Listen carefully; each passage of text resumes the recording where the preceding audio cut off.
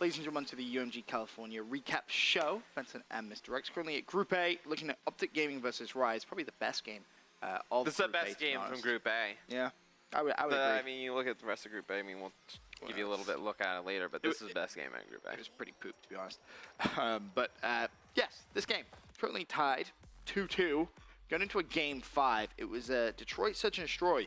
When I found out it was Detroit, wasn't too confident. Yep. In OG, because I think that's one of the Rise has a ton of momentum struggle. coming into this. 2 games back-to-back, 2 respawns back-to-back as well, which I don't think anyone really expected. No. So maybe this was going to be that first upset of UMG California. Let's take a look at game 5. Twitter pointed this out to me. Do you see Wheat's clan tag? Trying to get into the heads of the Optic boys. Yeah, last time Wheats played against Optic Gaming Online, he had that in his clan tag, and he won. So that was the reasoning behind that. I actually asked him that when I went to the booth, because I saw him putting in his content. I was like, oh, what are you doing? What's the game plan here? He was like, oh, mind games. Nezlo getting shots, and Karma will be able to clean it up, but he is going to fall. That means it's a 2-on-2. Formal going to be dropped, swarmed by the Rise members. So Krim, last man standing, 1-on-2, but we have seen Crim6 do this in the past. Can he pull it off here in our first round in Game 5? Bomb will be going down at B, so Crim6 may be able to pick up an easy kill here on Chino if he checks that left-hand side corner. He is going to check it and says, thank you very much. Easy kill now, 1 versus 1 against Wheats. Wheats at mid-steps, though, picks up the kill, and Rise go 1-0 up.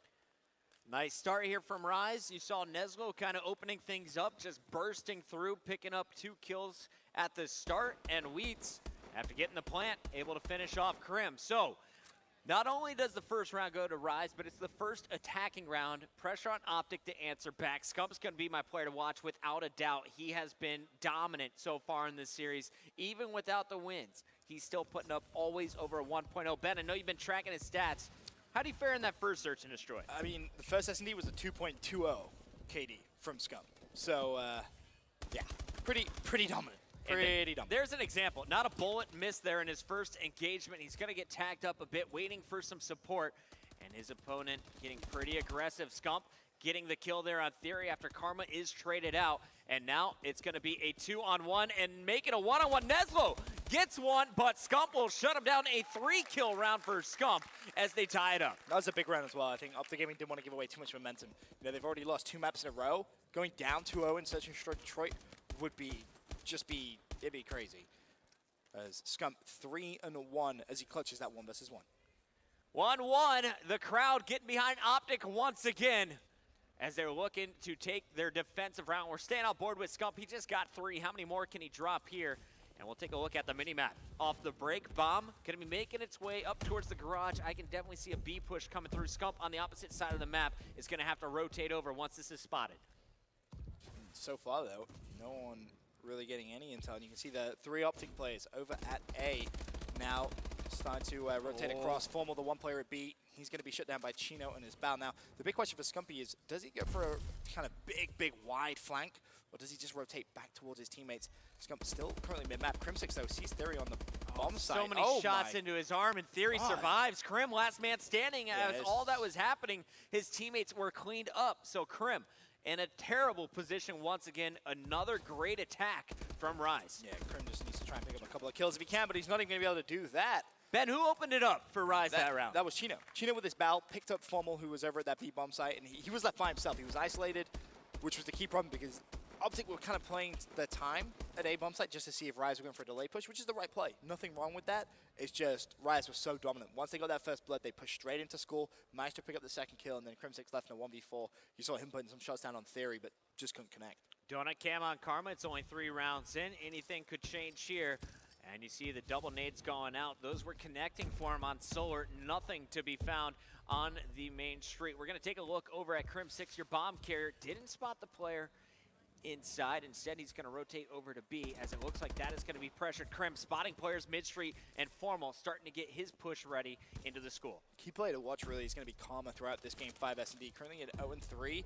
Just had a little bit of a slow start to this one. Needs to step up, though, for his squad. Krim, meanwhile, pushing in towards that site. And Wheats just around the corner. Wheats. No, he didn't. He's busy. And Wheats is going to push in, gets the kill on Krim, but The bomb is planted, and all 4 members are going to fall. Neslo jumping in and getting the defuse. Rise looking so strong to open up this game 5. And Chino is a huge part of that as well. Currently at 6-2, a 5 streak.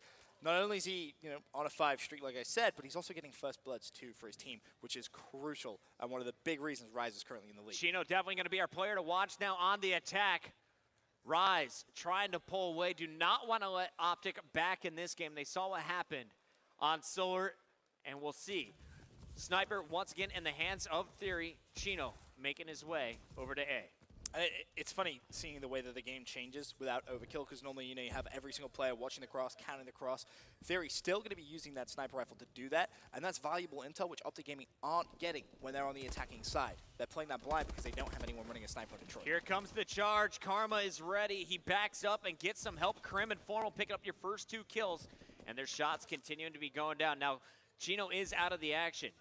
Wheats still up though, and he just spots Krim's head, unable to connect. Theory under some pressure is going to rotate over and hits his snipe on Scump. Wheats could actually be in a position to make this a 2v2. Uh-oh. Krim, He's move.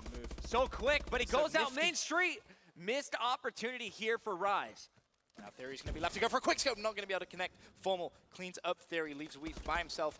1v3, he falls, and Optic Gaming get a much-needed round win under the belt. That got scary. You almost lost Krim. You almost lost Formal. That was the key. If they'd have picked up Krim and forced a 2v2, that round would have been completely different, because then you can see them, jump over towards Pit, force an engagement, force a trade in school, but not winning that gunfight changed everything. I have to give props to Krim for his movement there. Also, just the confidence to challenge at the very end. I'm going to open things up here with Chino off the break. Where's he going to go? He's got the 2 frag nades, going to launch those up and over. So if the A pressure is coming from Optic, those are going to land in the perfect position. Unfortunately for him, though, this bomb rotating through the garage, and they're definitely taking their time. Keep your eyes out on Karma, watching the flank. And again, he's watching the flank without a sniper rifle, so he's tried to call out how many plays from Rise Cross, but without that Morse thermal, it's very, very tough to do. So Optic, although they're going for that B push, they don't really know how many plays to expect when they go in there, so that's going to make their life just a little bit more troublesome. Karma just and made you can the see call. that. Yeah, he basically just said, all right, let's wrap back towards A, see if we can try and get a pick over here. And bomb jumps out. Wheats is going to be tagged up. Krim gets 1. More action going huge. down, and there is the push. Bomb being planted. Chino executed all up to Theory. Last man standing, and he is going to beat he's going to beat Scump there in that one-on-one. So now it's going to be a 1-on-2 and not going to happen. Optic Gaming tying things up. It was 3-1, and this is Rise's nightmare, all tied up. Optic with the momentum. I mean, Karma got his first kill that round. He actually managed to pick up his 2 first overall. 2 kills. But that first kill that he got was massive. It was a big win over towards Greenside, and that enabled that bomb to be planted for his squad. So he's finally coming to life here in Game 5. Map tied up 3 rounds apiece. Rise on the attacking side. And curious to see if Theory's going to keep that sniper out now. Now, Theory's actually dropped back towards an ASM-1. Yeah, it's all knives there for secondaries. And we're going to see Theory making the move with the bomb. He's got his support once again. Optic stacking A Street. And Theory actually just sends out a stun grenade. That one didn't connect, so Theory. I'm pretty sure he spotted 1 player. He saw him mid-map. He definitely saw him because that's why he threw out that stun. I think it was Trophy System, which actually took care of that. But Rise going to do pretty much what Optic did, which is that rotation back over towards, and Krim's going to get stunned. They need to try and flood him, but Krim picks up 1. Neslo able to trade it. That should have gone very differently. Rise should not be losing a player in those situations. And down goes Chino, so what could have been a 4-on-3 is now a 2-on-3. As you're going to see Neslo and Wheats left alive. Wheats challenging everything, is going to spot Scump, not in time, sees his second player, and wisely dips out. That was Formal around the corner. And Neslo's expecting someone to be flanking from Optic, but they're playing this one so passively. They know that this is a big round, and they don't need to be too overzealous here. And Neslo's been forced to try and make a play of his own. He's mid-street. Scump picks him up. That leaves a 1v3, and that's just not going to happen. Optic Gaming back into the lead. Holding strong, Ben. Holding strong. It got a little bit scary in this Game 5 for them, for sure. Rise kind of giving away a couple of free rounds now. And you saw Neslo. He had the right idea, but he was heard. He was just simply out of mute. Yep. His boost forward. Enemy turns around, takes him down, and then Wheat's just stuck in a very difficult position. So now with Optic on the attack, this is a must-win round for Rise Nation. You cannot let 4 straight rounds go in Optic's favor. You got Karma sitting up, looking through school. He's going to spot Theory. No other action, though, so they know A is going to be full. Krim takes on another challenger, and how many times has Krim been challenged and still managed to win after getting first bullets into him? It looks like more action going down up top. It's going to be Scump hiding, waiting for pressure through the garage, and great patience being shown by both squads. You know, Krim's just that type of player. You put him in a game 5, that's what he loves. He excels in that kind of situation.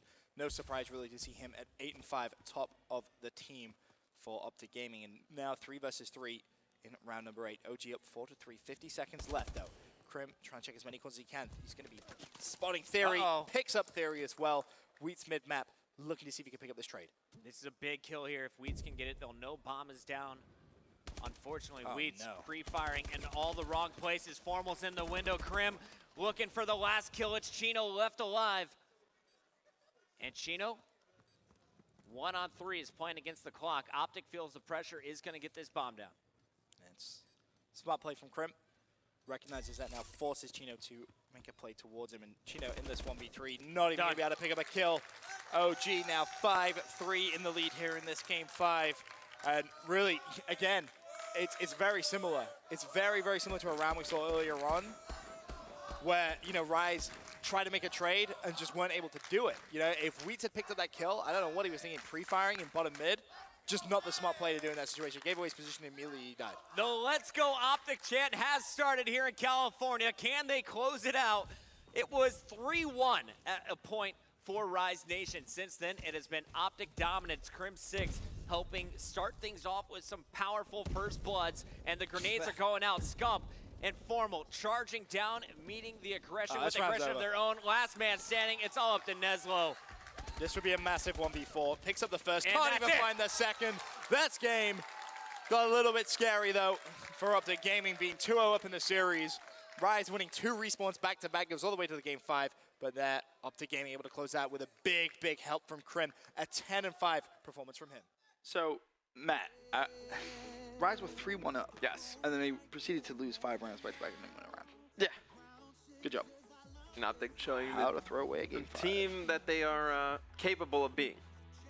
Very good. When they want to just turn it on, seems like they can. Yeah, that was obviously, as we said, one of the biggest games from that group. XGN finished 0-4. Yeah. It Rough wasn't go the for best. XGN. Some other key games from that group. Vex defeated AR 3-1. Okay. Which kind of gave Vex, obviously the second place in this group. They were kind of the underdogs going in. Yo, without a doubt. AR defeated Rise 3-0. Okay. Rise then defeated Vex 3-2. So that set up that 3-way tie, right? Yeah, which kind of caused that whole tie scenario. So. And then Vex wins the tiebreaker. AR finishes 3rd in the group. Rise finishes 4th. Didn't see that coming, to be honest. Shout out to Vex, played it extremely well. And of course, it's worth mentioning the tiebreaker was based on total map count in group play. Yeah. So. The next gen obviously finishes last. They didn't win a game. Well, I'm just, it wasn't written here, but I'm just... Good clarification. Yeah, for those just to clarify. For those of you that may be sleeping at home. Anyway, for now, we're going to get to a quick commercial break. When we return, we're going to recap Group B. Go back.